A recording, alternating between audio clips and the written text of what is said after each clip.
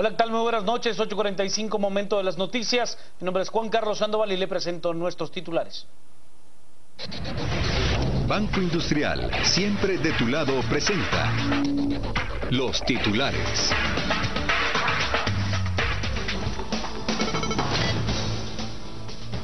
Un magistrado, Roberto Molina Barreto, se resolvió suspender provisionalmente antejuicio contra el presidente por resguardar la institucionalidad del país.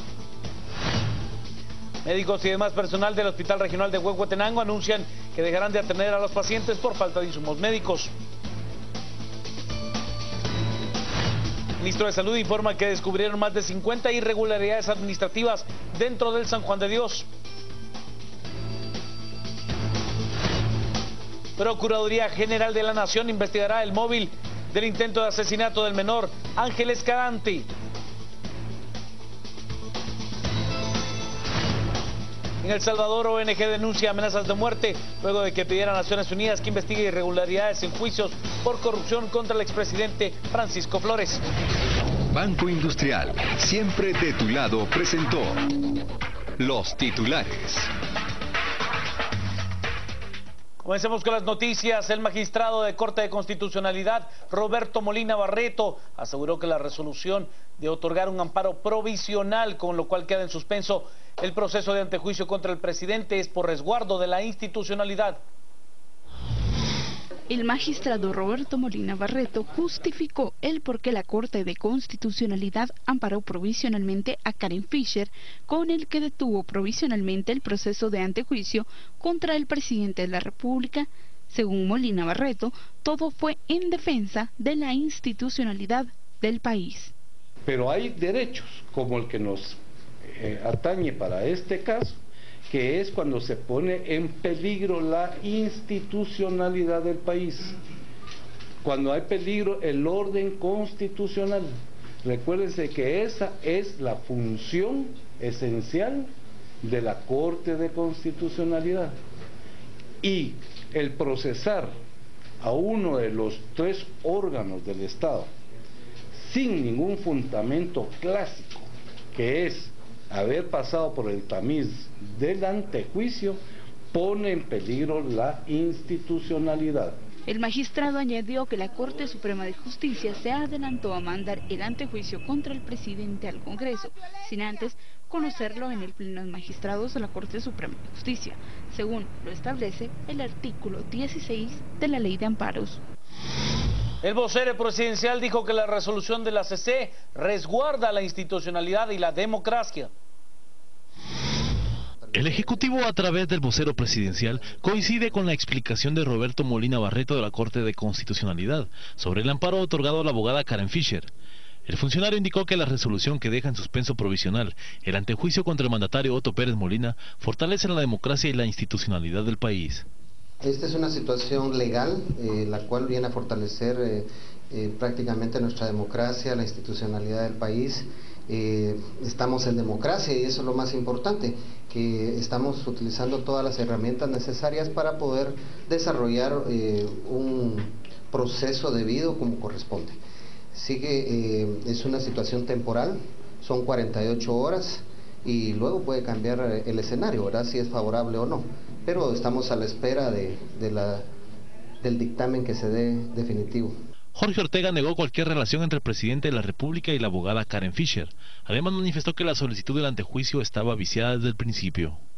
Ella fue muy clara prácticamente el mismo día que ella presenta este recurso, que no está en nombre del presidente, o sea, de Otto Pérez Molina, sino que está en función de la institucionalidad del país.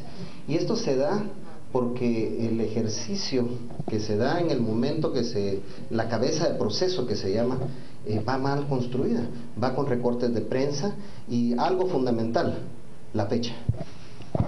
Fue consignada con el año 2014. Estas declaraciones fueron dadas por el vocero presidencial luego que el mandatario Otto Pérez Molina se reuniera con las autoridades del Ministerio de Energía y Minas. Al finalizar la misma, Pérez Molina evitó hablar con la prensa. Las noticias nacionales son presentadas por Azúcar de Guatemala.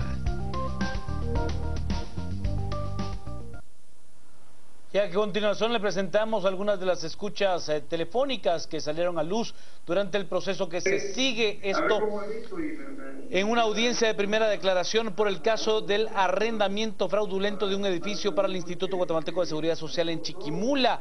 En la interceptación se escucha al diputado Baudilio Hichos dialogar con el intermediario del IX, Francisco Cortés, a quien le explica que el edificio para dar en arrendamiento aún no está terminado, pero que ya tiene todo planificado, a lo que el intermediario le indica que la recepción de la licitación ya está lista y que él tiene todo arreglado para que la propuesta del diputado Hichos sea la ganadora. Aquí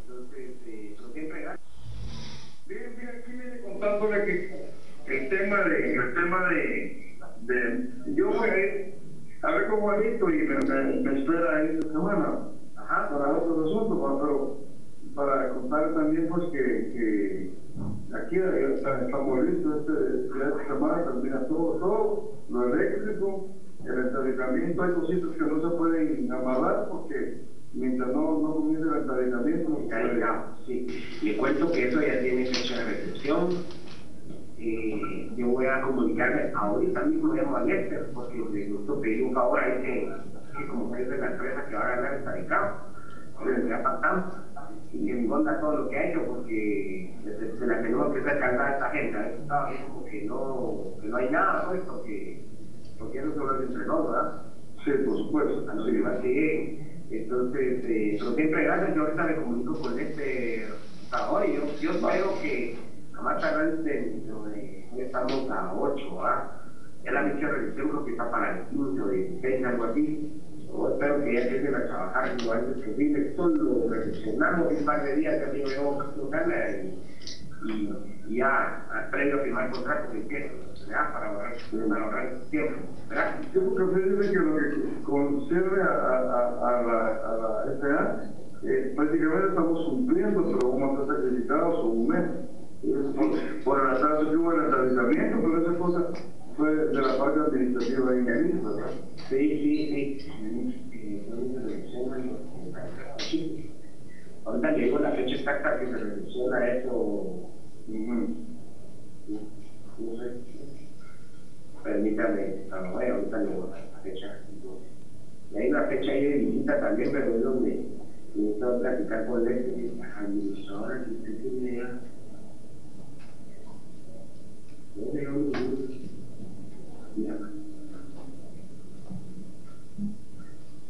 Si me das necesito que regreso a la llamada ahorita en 2 minutos. Oye, estoy pendiente, muchas gracias.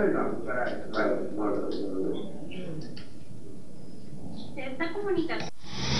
Usted, en el departamento de San Marcos, un grupo de jóvenes ha protestado por el actual del dirigente magisterial Joviel Acevedo, malutilizando, dicen ellos, la Ley Nacional de la Juventud.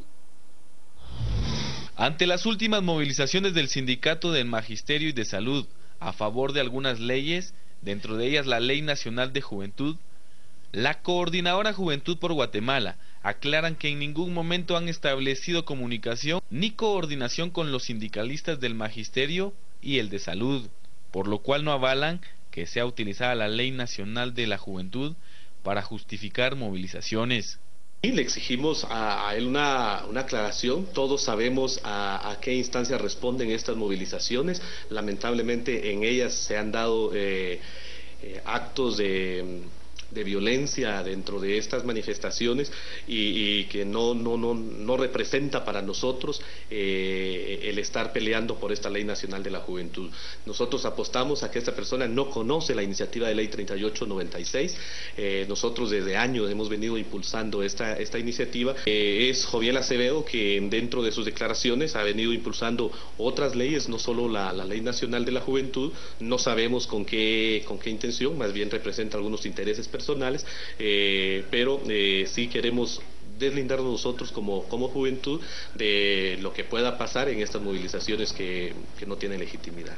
Además, la Coordinadora Juventud por Guatemala lamenta la poca voluntad de los diputados para aprobar leyes en favor de la población. Exigimos a los diputados aprobar la Ley Nacional de Juventud, iniciativa 3896, ya que ha sido una larga espera para la juventud guatemalteca para que cuente con un marco jurídico que le brinde la oportunidad de desarrollo y participación que las y los jóvenes de Guatemala merecemos. Asimismo, nos unimos al clamor popular y exigimos al gobierno de Guatemala erradicar la corrupción, así como al Ministerio Público y órganos jurisdiccionales correspondientes establecer procesos de extinción de dominio e iniciar investigaciones por enriquecimiento ilícito para todo aquel funcionario y exfuncionario que haya participado en procesos de corrupción. En el país son más de 4.700.000 jóvenes que cuenta la Coordinadora Juventud por Guatemala, y solo en el departamento de San Marcos son más de 10.000 jóvenes. Para Canal Antigua en San Marcos, Jenner Barrios Juárez. He de contarle ahora que la Policía Nacional Civil está investigando el caso por el cual fue lanzado al vacío en el puente de Belice un joven de 12 años, esto como parte de una iniciación de un grupo pandillero. Ante la situación del menor Ángel Escalante, que presuntamente fue lanzado del puente Belice por pandilleros por negarse a colaborar con ellos para un asesinato, la Procuraduría General de la Nación realizará en conjunto con otras instituciones las investigaciones necesarias para determinar cuál fue el móvil del hecho, debido a que se manejan varias hipótesis. No se tiene un móvil establecido, estamos trabajando en forma coordinada con el Ministerio Público y los investigadores de la DEI para poder establecer una hipótesis, ¿verdad? Entonces, no hay una hipótesis de momento que pueda aclarar qué fue lo que sucedió. Cano señala que la salud del menor es delicada, así como el tema de seguridad, tanto de sus familiares como la de él mismo, por lo que se gestiona tomar medidas de seguridad para la familia. La salud del niño es bastante delicada debido a que tiene politraumatizado casi todo su cuerpo, ¿verdad? También ya coordinamos con el Ministerio Público y la PNC Seguridad Perimetral y adicionalmente estamos buscando que haya seguridad en el lugar donde él está, donde él se encuentra. Paro en el Hospital Regional de Huehuetenango, esto por falta de insumos. El personal del Hospital Regional de Huehuetenango se han declarado en asamblea permanente ante el desabastecimiento que existe y sobre todo una deuda de 13 millones de quetzales del 2014 hasta la fecha, que ha impedido que los proveedores doten de medicamentos al nosocomio. Los médicos de turno afirmaron que las medidas a tomar sería para prevenir muertes, ya que ni cuentan con insumos básicos para una cirugía. Pero tenemos que manifestar nuestra preocupación ante la salud que peligra de nuestros pacientes por el hecho de no tener, por ejemplo, en este momento sangre. Falta de medicamentos como antibióticos, no tenemos guantes, tenemos búnker, que es un combustible muy específico para el hospital, nos quedan, según nos dicen, para una semana. Ya nos dijeron no más, compras directas no se pueden hacer, pero tenemos un presupuesto con el cual se ha venido trabajando desde hace años y nuestra población sigue creciendo. Los que nos tienen que entregar esto no nos lo despachan porque les debemos. Tenemos una deuda en el hospital de Huehuetenango de 4 millones del año pasado y 9 millones de este año, que suman 13 millones de deuda. Y por la deuda tan grande que tenemos, los proveedores no nos quieren despachar. De nuevo, las puertas del centro asistencial se cerrarán para las áreas de consulta externa, emergencias y no se realizarán operaciones selectivas. Vamos a estar atendiendo estrictamente emergencias en el hospital.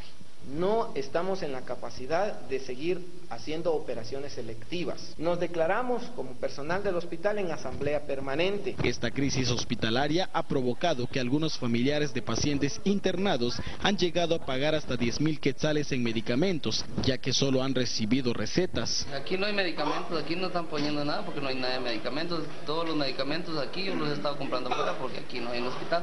Imagínense, nosotros ahorita llevamos gastado cerca de 10,000 quetzales. Estando en el hospital y tenemos que comprar medicamentos. Sí. Mucha necesidad de personal y aparte de esto también faltan muchos medicamentos, muchos insumos.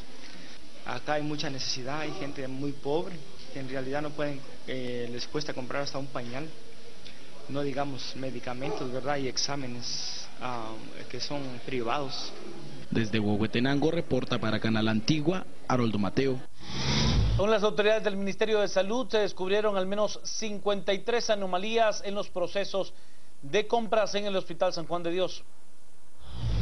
Ante la constante problemática de desabastecimiento en el Hospital General San Juan de Dios, calificada por el ministro como una mala administración interna, las autoridades del ministerio desplegaron 40 auditores durante 3 semanas dentro del nosocomio. El resultado son más de 50 hallazgos de tipo administrativo. Vemos que el primer día que nos apersonamos de manera sorpresiva, en el hospital habían 141 personas únicamente para atender a todo el sistema de hospital. Nos vieron que era ya frecuente la llegada de nuestro equipo de auditores, fue incrementando el número y la última semana teníamos arriba de 424 personas que se les solicita desde ya al director y al equipo directivo que se envíe una respuesta de la razón de esos 53 hallazgos. Monterroso aseguró que se le dará el seguimiento y se realizarán las investigaciones correspondientes. De no tener respuesta de la dirección del hospital, se accionará con medidas administrativas. Todo lo que estamos diciendo va a tener un seguimiento, todo el trabajo que estamos desarrollando va a tener una consecuencia, si es necesario, ante las autoridades y el ente de investigación natural, que en este caso es el Ministerio Público. Ustedes que fue la Junta Directiva y la Asamblea la que lo propuso a este ministerio como el director. Igualmente el nombramiento del anterior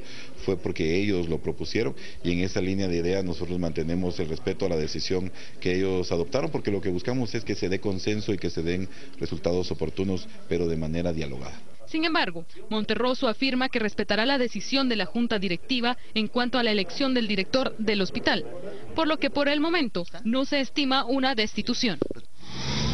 La abogada Karen Marie Fischer Pivaral inicia un proceso de antejuicio en contra del candidato a la presidencia de Libertad Democrática Renovada, líder Manuel Valdizón. Yo quiero saber cómo va el caso de Valdizón, porque ya es demasiado tiempo. Entonces me dijo, porque me hicieron todas las trampas que ustedes se pueden imaginar, como pedirme el libro original. El libro original, el señor Valdizón lo desapareció del mercado. Se tardaron tanto en manipular esta denuncia que ya tenía inmunidad. Vamos al antejuicio. Porque tenía inmunidad, porque ya era candidato presidencial. Es así como tengo que dividir la acción. El caso del licenciado Valdizón está ahorita en la Corte Suprema de Justicia. Esperamos que sean tan hábiles y tan ágiles para movilizar esto como lo hicieron con el caso del presidente Pérez Molina. Las noticias nacionales fueron presentadas por Azúcar de Guatemala.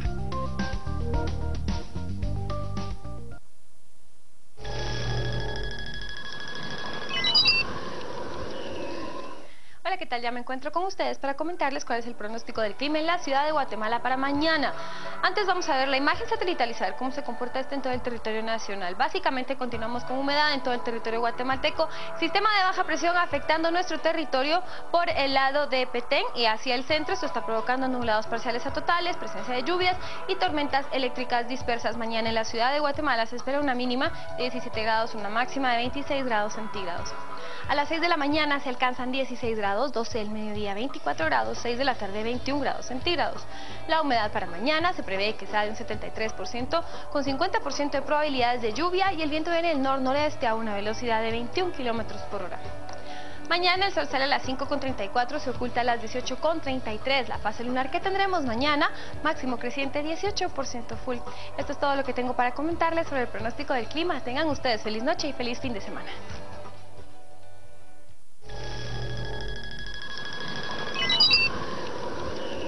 Gracias, Gaby, feliz fin de semana. Hasta aquí con las noticias, lo dejo con el resumen de la semana con los analistas de las 8:45 y luego, por supuesto, el debate a las 10 p.m. Edgar Ortiz y Hugo Novales. Quédese con nosotros en Noticieros de Canal Antigua.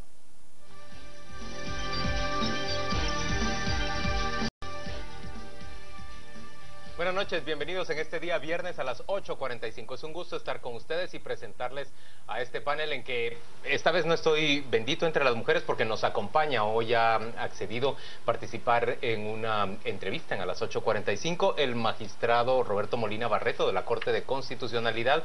Él es el ponente de la resolución que terminó concediendo el amparo provisional a Karen Fisher frente al antejuicio en contra del presidente Otto Pérez Molina. Bienvenido, señor magistrado, gracias por estar con nosotros, y también le doy, por supuesto, la bienvenida a Claudia Méndez, Hola, a Paola Hurtado, hola, a Carmen Paola, Ortiz. ¿Qué tal? ¿Cómo están? ¿Estamos todos listos para arrancar esta conversación? Listísimos. ¿Quién quiere lanzar la primera pregunta? Para el magistrado. A ver, doña Claudia Méndez, usted con la primera pregunta. Bueno, brevemente nos decía fuera de cámaras, las resoluciones no deben defenderse, sino prácticamente al leerlas deben explicarse por sí mismas, pero aquí estamos ante una audiencia amplia y nosotros cuatro queremos entender por qué se declara con lugar ese amparo que Karen Fisher plantea a favor del presidente Pérez Molina. Claudia, solo permítame nuevamente agradecerle especialmente a Juan Luis la invitación. Exacto, es muy complicado para un magistrado venir acá a aparentemente defender una resolución.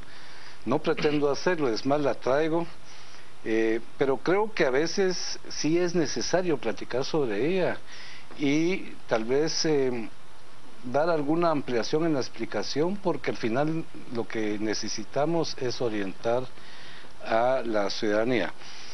¿Por qué se otorga? En la parte toral, porque es evidente que en el expediente la Corte Suprema de Justicia no cumplió con dos preceptos fundamentales de la ley de antejuicio. El primero es el artículo 4, el segundo es el artículo 16, y en especial la doctrina muy antigua ya, por cierto, de la Corte de Constitucionalidad, que todos los artículos tienden a que la Corte Suprema de Justicia no sea un simple tramitador de expedientes, sino que, previo a decidir qué hacer con él, haga una precalificación en la cual, en una manera minuciosa, haga lo que en derecho se llama el íter lógico jurídico, que es de una manera coherente, señale que sí existen, digamos, los básicos indicios para determinar que el antejuiciado pudo haber cometido un delito. Eso no lo hace culpable, pero es básico para darle el pase, digamos, a la siguiente etapa, en este caso que era el Congreso de la República. Magistrado, hablemos de la persona que interpuso ese recurso. Sí. La Corte rechaza una acción presentada por un abogado de segundo apellido Corominal y da lugar al de Karen Fisher, Elías Corominal, que es trabajador del registro de la propiedad, y Karen Fisher, como ha mostrado en sus redes sociales, es alguien cercana al presidente de la República. Pero en la primera acción, el propio presidente se desliga de esa acción y dice que no fue con su consentimiento. En el de Karen Fisher, aunque no hizo esa salvedad, sí se da con lugar y se conoce abiertamente que ella tiene una cercanía con él. ¿Cómo puede entenderse esa desigualdad? Eso es lo que digo, que es muy importante explicarlo. Es que no fue el abogado que presentó el amparo. Él auxilió aparentemente al presidente. O sea, quien presenta el amparo es el presidente. El abogado firma a su ruego, pero como abogado auxiliante. Y eso es totalmente permitido. Entonces, si el amparista, entre comillas, está diciendo yo no fui, pues había que, no es que se haya aceptado, se suspendió el trámite. En cambio, la de Karen Fisher, ella sí lo presenta como agraviada. Como agraviada, exactamente. Entonces la diferencia no es lo mismo, porque fue aparentemente el presidente que presentó, auxiliado por este abogado Elías. Ahora bien, en este caso ella se presenta como agraviada personalmente, ¿verdad? Sí. En persona. De estos casos, decía un jurista esta mañana, ya se ha dictado sentencia en 3 ocasiones en donde no se acepta este tipo de amparos que se justifican como un agravio personal, y que el hecho de que ya hubiera 3 sentencias, eso ya creaba jurisprudencia y que por lo tanto no debía haberse aceptado tampoco el amparo presentado por la licenciada Fisher. ¿Qué explicación o qué argumento daría usted para Absolutamente esto? no es cierto lo que alguien pudo haber aseverado. Al contrario, yo le diría que tal vez pasa de 100 fallos en el cual se acepta la legitimación activa del ciudadano común cuando se trata de que está reclamando no derechos personales, ni siquiera colectivos, derechos de toda la población nacional, como es que funcionen los órganos del Estado, en especial los 3 poderes del Estado. Yo traje ahí un folder en el cual tengo una gama de casos en la cual, perdón, aquí lo tengo este dato porque creo que es muy importante. Se han aceptado las representaciones de uno que se considera agraviado por la población en total. Muchísimos. Helen Mack es de las que más presenta de esos. Esta tarde resolvimos lo que resolvemos todos los viernes por las manifestaciones de los sábados. Que no, una sola persona, un amparo para todos los manifestantes que no saben ni siquiera quiénes son ni cuándo. Alfonso Carrillo, uno de los interponentes. Alfonso Carrillo, Ninet Barenca Montenegro, Ricardo Sagastume Morales, Rubén Alfonso Trejo Martínez, Induvina Hernández, Nery Rodenas, Claudia Samayoa. ¿Todos ellos plantean amparos? Amparos, pero exactamente como lo decía. Se acepta esa legitimación del ciudadano que está fundamentada en el artículo 135 y 36 de la Constitución, porque ellos dicen, mire, de esto depende la institucionalidad del país, el orden constitucional, el hecho de que funcionen o no los órganos del Estado que señala la Constitución. Pero hay más, hay organizaciones, colectivos, asociaciones y fundaciones como por ejemplo la de sobrevivientes, Calas, CalDH, que actúan como que fueran ellos los agraviados directamente de un asunto que es de la colectividad, como el ambiente, por ejemplo, la niñez, la mujer. Y la Corte, ¿cómo no les va a dar legitimación? Son derechos colectivos. Y aparte, son los derechos individuales, que eso sí, solo usted lo puede reclamar. No podría Paola reclamar un derecho que es a usted. A usted no le dan su licencia, ella no podría ir por el amparo. Pero usted en este caso, como lo hizo Helen todos los viernes, va a decir, miren, quiero que protejan a N cantidad de gentes y se le otorga el amparo. ¿Esos son los argumentos que ustedes tienen, quienes votaron, digamos? No, ese es el argumento, perdone que le haya interrumpido. Lo primero que hace un juez es ver su competencia, su jurisdicción y la legitimación. Sí. Ese es el argumento de los votos disidentes. No es el argumento de la Corte, porque el 3 es la Corte. El argumento de la Corte por mayoría de votos no es ese, pero sí lo hace ver. Yo por eso traje el asunto y le dedica todo un considerando donde hace la relación y señala algunos casos similares donde se ha aceptado esta legitimación para descartar el que ella no tiene legitimación, y después se entra al fondo, que es la carencia de argumentación de parte de la Corte Suprema de Justicia para iniciar un proceso nada más y nada menos de la persona que es jefe del Ejecutivo, comandante general del Ejército, es el que representa la unidad, o sea, no es un funcionario cualquiera. Magistrado, pero yo entiendo básicamente que la Corte Suprema de Justicia de manera simple trasladó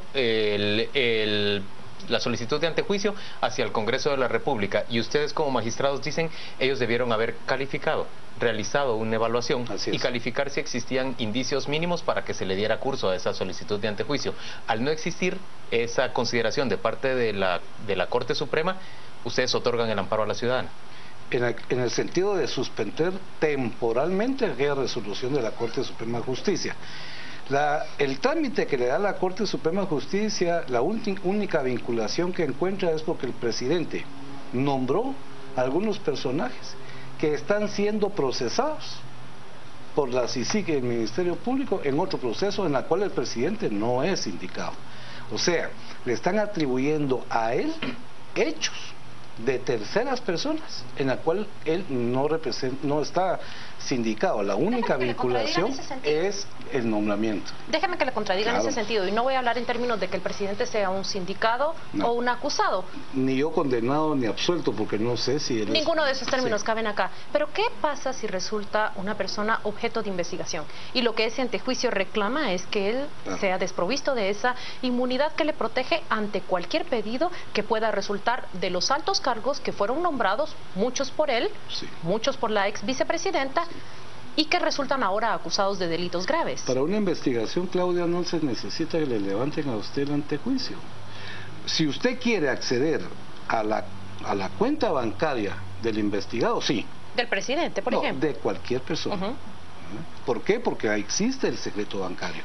Si usted quiere interferir su teléfono, necesita una autorización. Claro, pero alguien con un antejuicio necesita agotarse esa etapa anteriormente. No se necesita, no se necesita la investigación, y eso lo sabe perfectamente el ente investigador, el Ministerio Público, lo ha dicho la Corte en muchas resoluciones. Perdón, estoy entendiendo bien. Pasó con la jueza Gisela Reynoso, que ella interpuso un amparo porque la estaban investigando sin derecho de antejuicio, y dice la resolución, la investigación no requiere usted no tiene por qué votar, es que sería absurdo. En pocas palabras, la línea del presidente puede ser intervenida, sus cuentas pueden ser investigadas. La línea telefónica, no, porque eso sí, expresamente hay una prohibición. Sus cuentas bancarias, entonces. Tiene que haber, pero lo pueden hacer, que vayan a pedir la autorización a un tribunal. Magistrado, déjeme preguntarle una cosa. Entre los delitos por los cuales se estaba acusando al presidente Pérez Molina, ¿no se encuentra acaso el de enriquecimiento ilícito? Que no está necesariamente vinculado al caso de Lixia. Si la acusación dice, mire, él se enriqueció de esta manera, pues entonces, obviamente, precisamente el interlógico jurídico dice, mire, ¿qué fue lo que pasó con la señora vicepresidenta, ex vicepresidenta? Están haciendo relación de llamadas telefónicas que la lógica, la coherencia la puede identificar a ella, y en consecuencia la Corte Suprema de Justicia da trámite. Fue un razonamiento muy coherente, interpuso a ella amparo y la Corte no se lo otorgó. En cambio aquí pasa todo lo contrario, o sea, hacen una conclusión sin primicias y en consecuencia la Corte suspende. Hay un aspecto que creo que es muy importante. Aquí nadie ha tenido ningún conocimiento de lo que dice el Ministerio Público y de lo que dice la Comisión Nacional contra la Impunidad, y entonces la resolución, por cierto, hago el paréntesis, todo lo que estoy diciendo lo dice la resolución, o sea, yo no estoy hablando políticamente ni subjetivamente, por eso se las traje. La resolución vincula directamente a la fiscal y a la comisión para que participen. ¿Por qué? Porque este amparo es temporal, pero si ellos en su participación van a acreditar esa vinculación, por ejemplo, de enriquecimiento ilícito, pues obviamente la Corte no tendría más que, de alguna manera, aunque no esté fundamentado por la Corte Suprema de Justicia, con esa información, que obviamente la Corte no la tenía antes, regresárselo a la Corte para que lo incluya y en consecuencia que esto continúe. ¿Tiene trámite el antejuicio? 3 de 5 en la Corte. Así es. Hay 2 votos disidentes y ellos cuestionan la legitimidad de la abogada que es amiga del presidente para presentar ese amparo.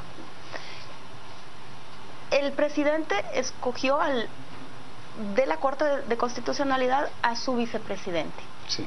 Hay quienes ven en esta resolución 3-2 una apegación, como un apego a la presencia del vicepresidente Maldonado en el Ejecutivo, el del ex magistrado Maldonado en el Ejecutivo. ¿Cómo usted aclararía a la teleaudiencia que no es una decisión política? Nosotros estimamos y respetamos muchísimo a Alejandro Maldonado. Es más, muchos lo consideramos nuestro maestro, pero eso no tiene absolutamente nada que ver. ¿Por qué no tiene absolutamente nada? Porque va a tener que ver, diría yo. Yo he dicho públicamente que el juez puede tener una religión, una ideología, un gusto, una preferencia por un deporte, puede tener algunas tendencias que no le gusten a otros, pero que eso no tiene que ser reflejado en una resolución. La resolución se debe basar en la ley, y todo lo que yo le estoy diciendo está. A mí me parece de verdad, y lo digo con todo respeto a mis compañeros, que ellos han firmado esta cantidad de fallos en la cual se le ha reconocido legitimación a todos los nombres que ya mencioné. ¿Por qué a esta persona que también está hablando de situaciones de orden constitucional no le quieren reconocer la legitimación? Eso creo que sería lo cuestionable en todo caso. Ayer mismo, cuando se conoció de este fallo, muchos de los nombres que incluso usted ha mencionado, pero también en el gremio de abogados se menciona esta posibilidad. Los 3 firmantes que han concurrido en este y otros fallos y han coincidido buscan la reelección para otro periodo en la Corte de Constitucionalidad. ¿Cómo responde usted a esa acusación? Yo lo oí y dije, bueno, ¿y si fuera así, qué? ¿Usted quiere reelegirse en la Corte de Constitucionalidad? Si hay una oportunidad, para ser muy franco, sí, Claudia, yo hago mi trabajo igual que usted, con mucha pasión, con mucho deseo y amor a este país, y si existe la posibilidad, sé que lo sé hacer y hay pasión, claro que sí. Muchas gracias. Carmen tiene todavía una pregunta. Yo entiendo que entonces, para cerrar, la interpretación que puedo hacer es que fue un mal fundamento por parte de la Corte Suprema de Justicia cuando envió el informe circunstanciado a la Corte de Constitucionalidad, lo que permite pues que haya este resultado, esta votación. Cuando hablamos de que la va a suspender el proceso temporalmente, ¿a qué temporalidad nos estamos refiriendo? Esa es una pregunta. Y finalmente, ¿hay algún tipo de llamado de atención a la Corte Suprema de Justicia por no haber realizado o no haber cumplido con este procedimiento que usted menciona? Primero, el tiempo. El tiempo, pues, todo amparo tiene un proceso. Audiencias, vistas, a veces periodo de prueba. Creo que al igual que el amparo de las Cortes, se puede tramitar con la misma rapidez, podrá ser mes y medio o 2 meses. Y por supuesto, todo amparo que es declarado con lugar tiene una sanción para la autoridad a impugnar. Por supuesto, como le digo, aceptando que puede ser un error, pues viene una multa si no lo enmienda, porque finalmente esto, si fuera declarado en definitiva, pues lo que tiene que hacer la Corte es enmendar. Y va a tener más elementos, porque ya vamos a tener la participación de la CICI y la participación del Ministerio Público. Solo quiero hacer una observación. Aquí lo dice, el artículo 27 dice, de la ley de amparo dice que cuando las circunstancias se hacen aconsejables a juicio de la Corte, hay que suspender. Pero el artículo 28 dice cuando es obligada la suspensión, que es cuando es un grave daño que se causa. Imagínense ustedes, por un momento, que se separa el presidente de la República de su cargo. No deja de ser presidente, solo está separado. Y después es absuelto. ¿Cómo hacemos para enmendar todo esto? Usted dice ese puede ser un grave daño. Y por lo tanto están... Entonces mejor desde el principio por el vicio.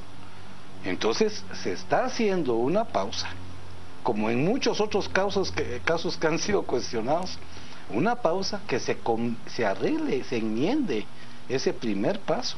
Y continúan las cosas si es que procede, porque si no encuentran ese interlógico jurídico, no van a poder tramitar. Usted sabe que en este momento mucha gente en Guatemala querría haber separado a Otto Pérez Molina del cargo de la presidencia de la República.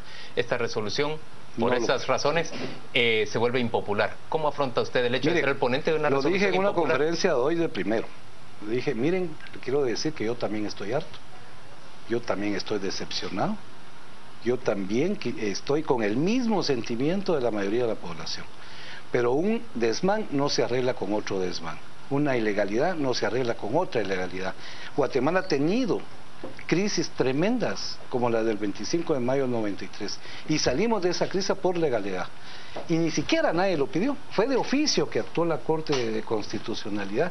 A mí me parece ridículo que estemos discutiendo sobre la legitimación cuando tenemos ese fallo que evitó el serranazo, que nadie lo pidió y la Corte salió con ese fallo y aquí la historia está escrita. Entonces, todos estamos hartos, y más cuando se trata de corrupción. Pero nosotros somos juristas, es la institución encargada de la defensa de la institución. ¿Dejo de hacer mi trabajo? Licenciado Molina, gracias por acompañarnos a las 8:45. Vamos en este momento a la pausa comercial, volvemos dentro de muy poco.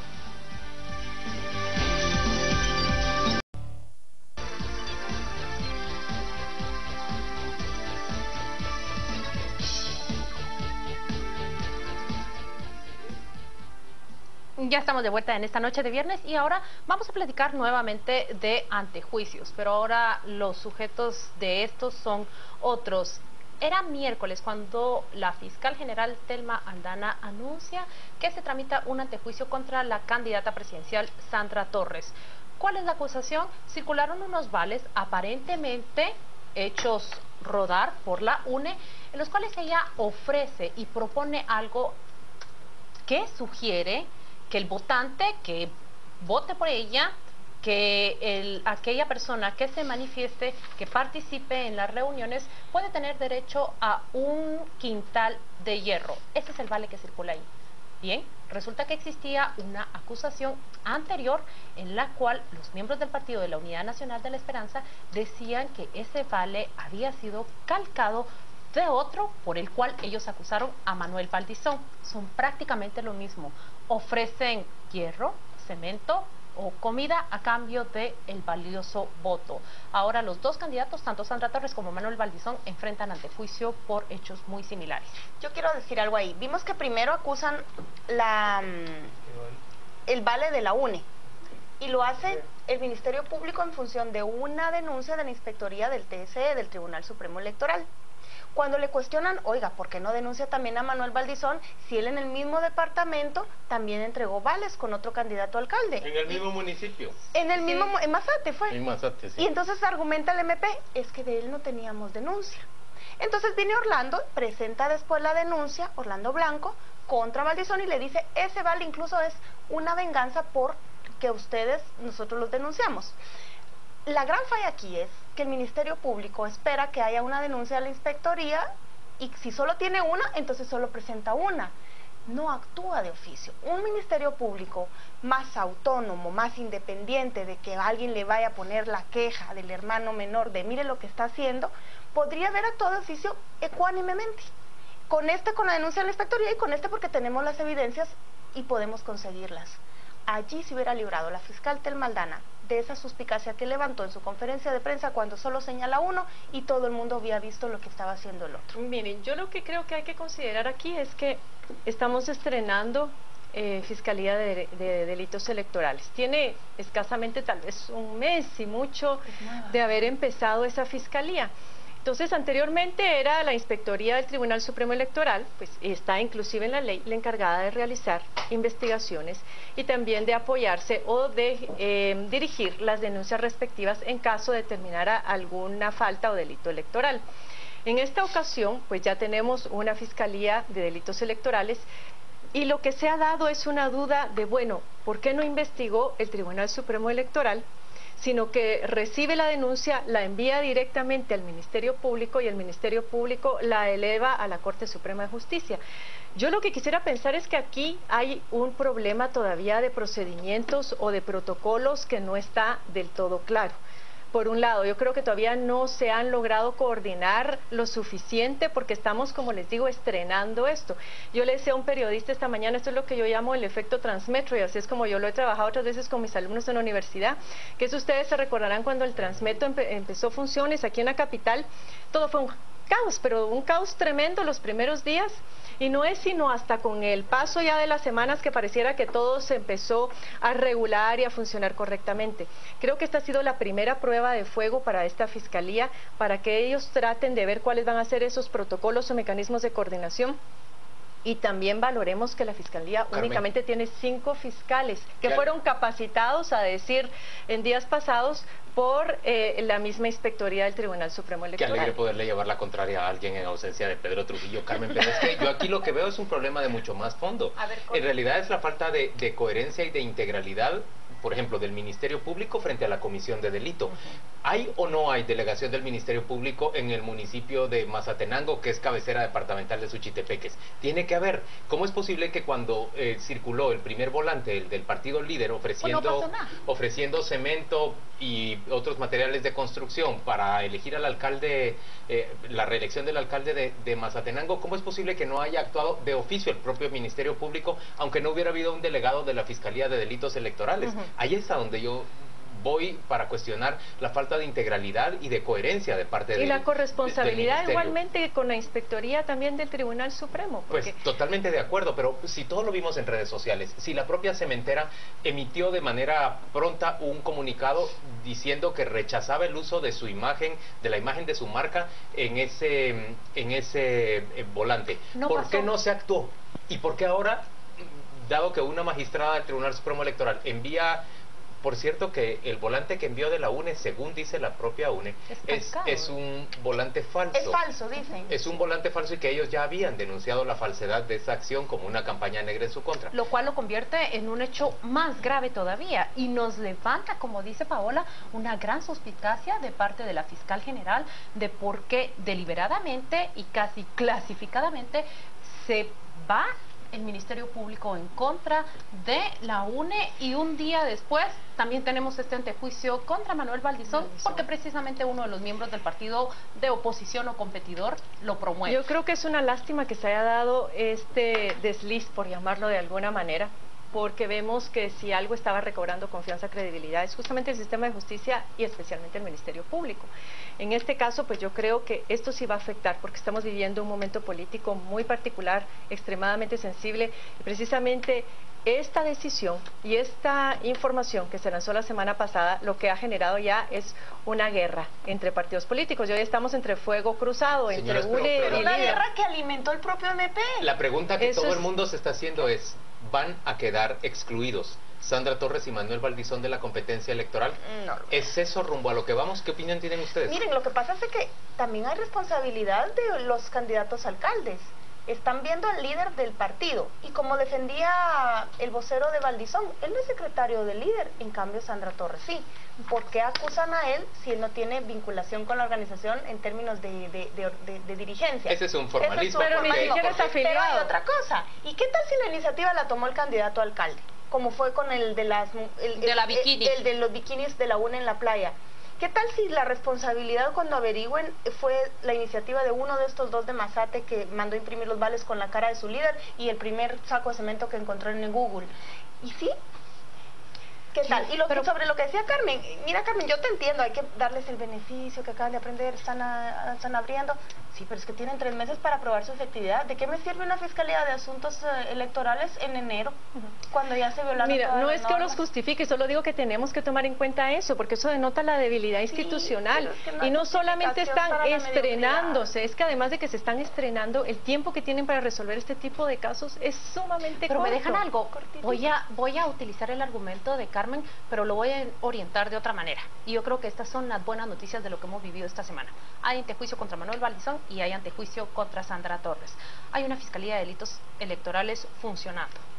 Pensemos en el futuro y en lo que esto significa. Ahorita no podemos abstraernos porque es el escándalo del momento. Tenemos 2 partidos que están contendiendo entre sí y rápidamente cada uno de los miembros de los diferentes partidos salieron a decir están judicializando la política. Sí. En cambio a mí me parece que se está atacando por una vía que nunca antes ha sido atacada, también pronta y rápidamente, una maña, un delito que nos tiene cansados. ¿Qué es lo que pasa? Esa es la parte se está buena. trasladando ese papel de árbitro, ese papel de regulador que el Tribunal Supremo Electoral no había cumplido hasta los esfuerzos que ha tenido la presente administración a una fiscalía. Y entonces creo que el país, los partidos políticos se tienen que orientar hacia ese tipo de discusiones. ¿Qué consecuencia tiene de que yo ofrezca láminas, de que Claro. yo ofrezca gorras, de que yo ofrezca Que no playeras? puedan seguir transgrediendo la Y ley tan concluyo con libre. algo vital y fundamental que Paola dice. ¿Quién fue? ¿Fue el alcalde o fue el candidato a diputado?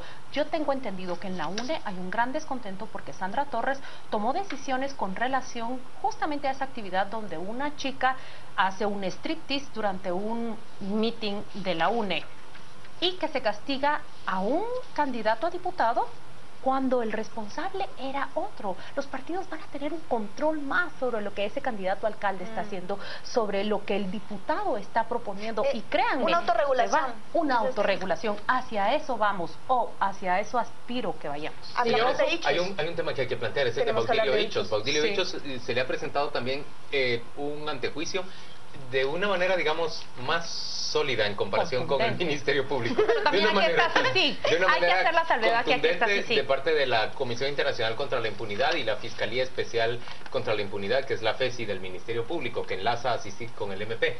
Se ha planteado el antejuicio en concreto y dicho en castellano porque él alquila un local al Instituto Guatemalteco de Seguridad Social y eso termina siendo prohibido. Y crece 6 veces el valor del alquiler en el último año. Y bueno, ese poquito de incremento, pero por el otro lado ha provocado que rápidamente Baudilio Hichos renuncie a ser presidente de la comisión pesquisidora Y que el líder lo suspende. del del presidente Otto Pérez Molina para el trámite de antejuicio.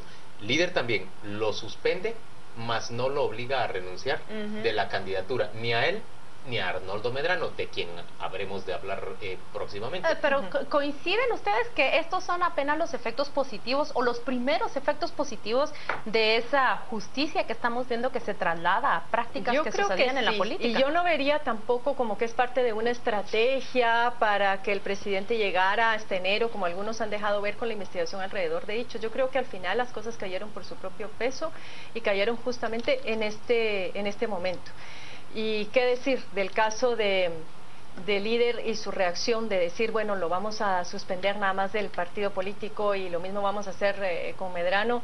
Cuando yo veo esa reacción por parte de Villate, no pude más que acordarme de lo que decía John Elster sobre el valor civilizatorio de la hipocresía, en donde lo que trataba de explicar con esto era que finalmente la hipocresía se convierte en un valor cuando en este caso el partido líder, aunque sea obligado por las circunstancias y la presión social porque no haya corrupción, entonces actúa de una manera que satisface. Actúa de una manera positiva, por eso dice el valor civilizatorio de la hipocresía. Finalmente tuvieron que hacer eso y lo tendrán que hacer con otros candidatos en su momento que se vean también afectados por estas circunstancias. Yo creo que al señor Hichos le cayó la chibolita.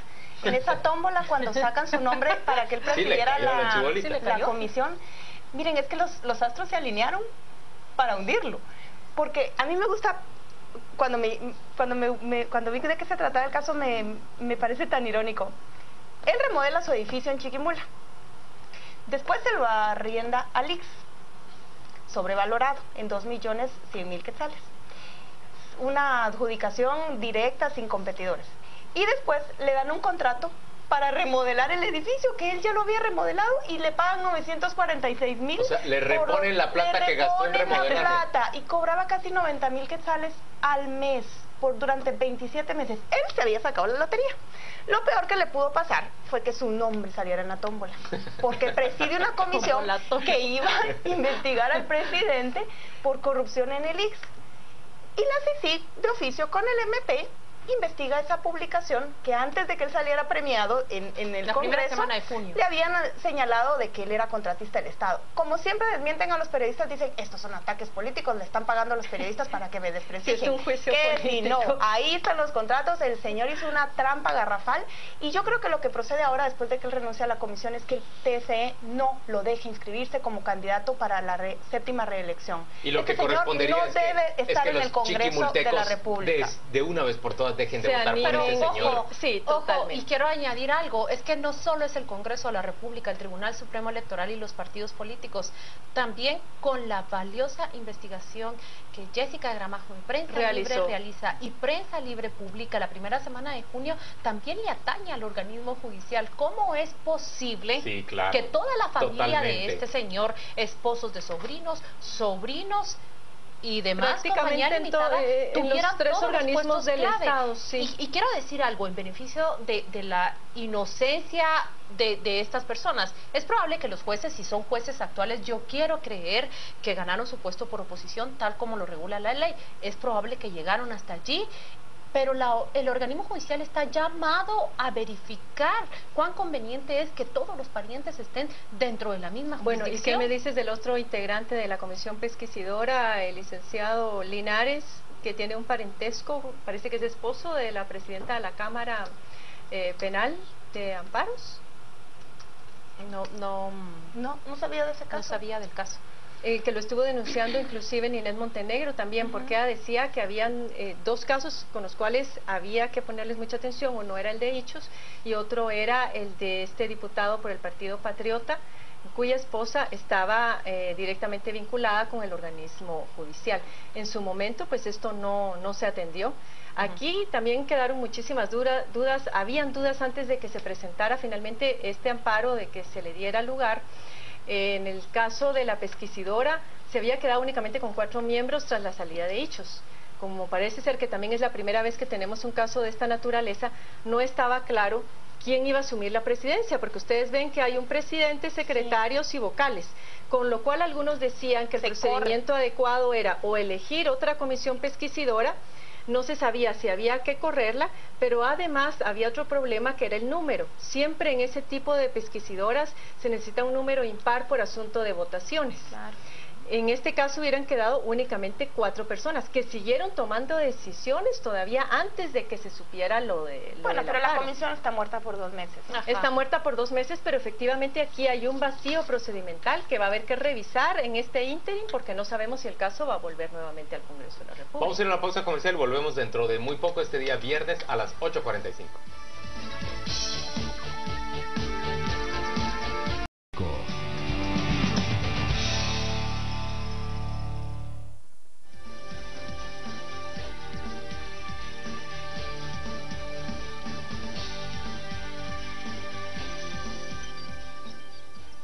Gracias por continuar con nosotros a las 8:45. Vamos a dar paso ahora a la revisión de las 3 notas más relevantes de la semana que serán discutidas por nuestro panel en 90 segundos. Y vamos a empezar con la decisión del Ministerio Público de suspender labores de la compañía Repsa, quienes ustedes saben está ligada a sospechas de que pudieron haber tenido algún tipo de responsabilidad en la contaminación del río La Pasión, que ha sido ya catalogada por algunos ambientalistas o calificada como un ecocidio. Hay alrededor de 23 especies ausentes del río por este desastre ecológico. El caso ha trascendido fronteras, se ha conocido también a nivel internacional.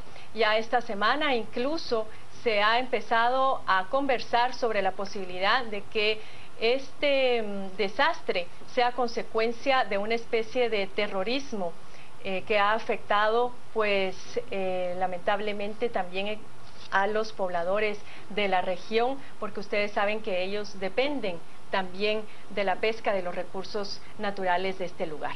Así que vamos a iniciar tal vez con Juan Luis. Yo lo que tengo que decir es que hace falta todavía una investigación.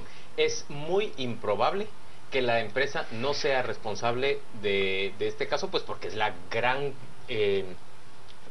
gran plantación que se encuentra en los márgenes del río en esa zona, y es la única que podría, o la que más probablemente podría haber aplicado en las dimensiones para generar este daño, pues algún químico que no necesariamente es malatión, que luego derivó hacia el río. Eso es lo más probable. Me parece que la investigación hace falta que todavía se produzca, pero yo creo que aquí sí se merece una condena y debemos revisar eso, nuestra endeble institucionalidad. ¿Cómo es posible que el Ministerio de Ambiente haya dejado pasar una cosa tan grave como esta? ¿Y cómo es posible que no tengamos medidas permanentes y vigilancia permanente para que una empresa no pueda provocar estos daños? Hay una pregunta más allá del qué, que el Estado todavía no sabe qué mató a tantas especies. Sacaron en un solo día 15 quintales, creo que decían, de peces muertos.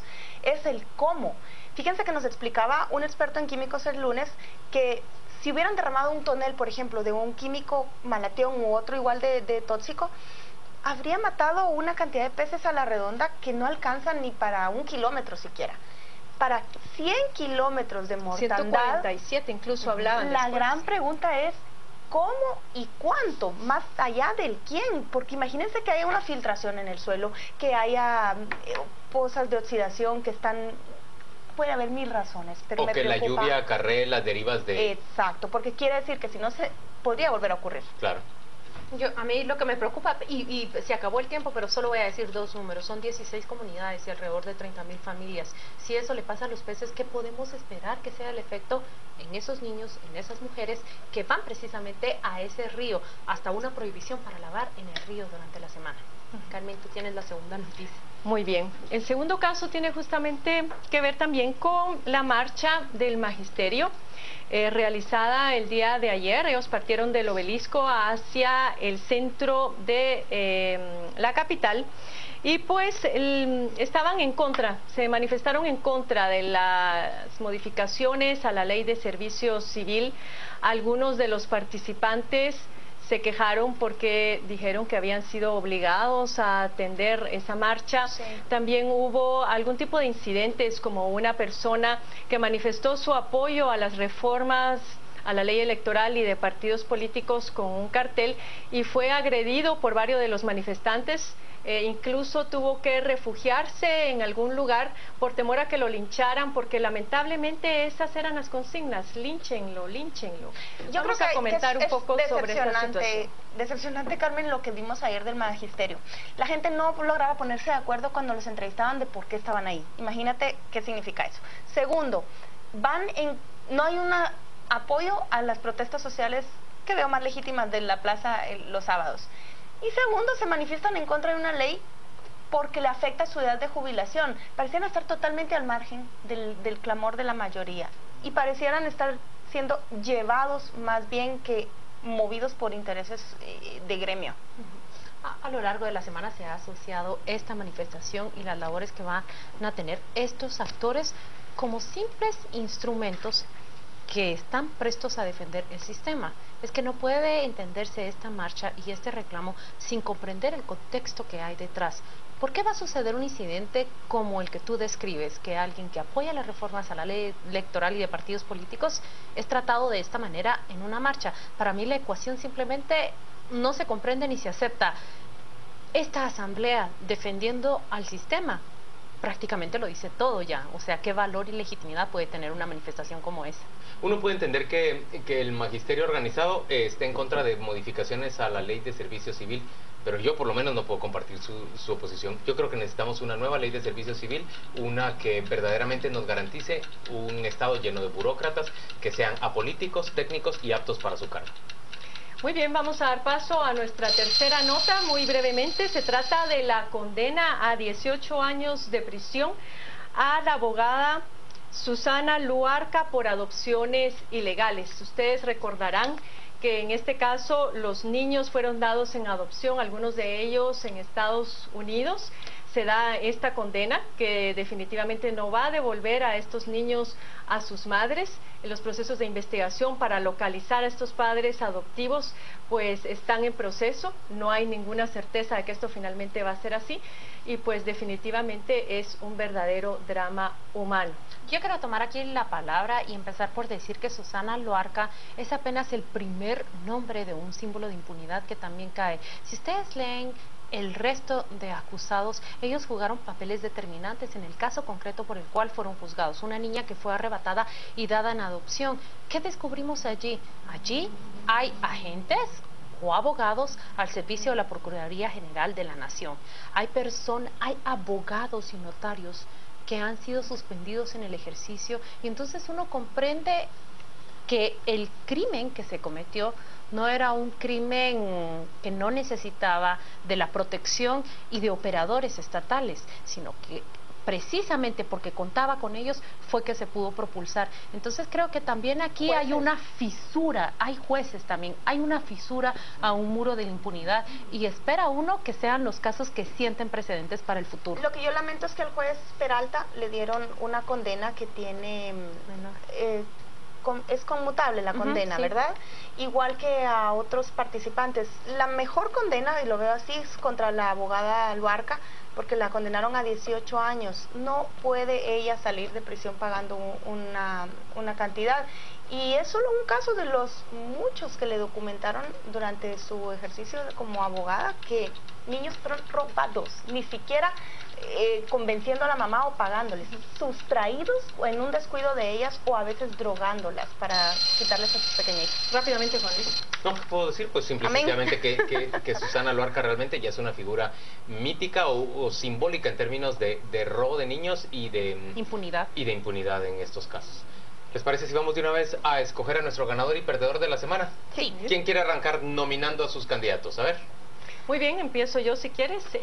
Como ganador es Karen Fisher, precisamente porque escuchábamos ya las fundamentaciones que nos daba el magistrado Molina Barreto y decía que efectivamente la acción de amparo que ella presentó estaba muy bien estructurada, estaba muy bien fundamentada, puede ser impopular, pero finalmente logró su objetivo y el presidente va a tener un mes o un mes y medio de aire nuevamente hasta volver a tener que enfrentar al Congreso de la República, probablemente, si es que eso se da. Y como perdedor, pues a la fiscal Telma Aldana por este antejuicio a Sandra Torres, que ha dado tanto de qué hablar y que también motivó la presentación de otro antejuicio en contra de Manuel Valdizón.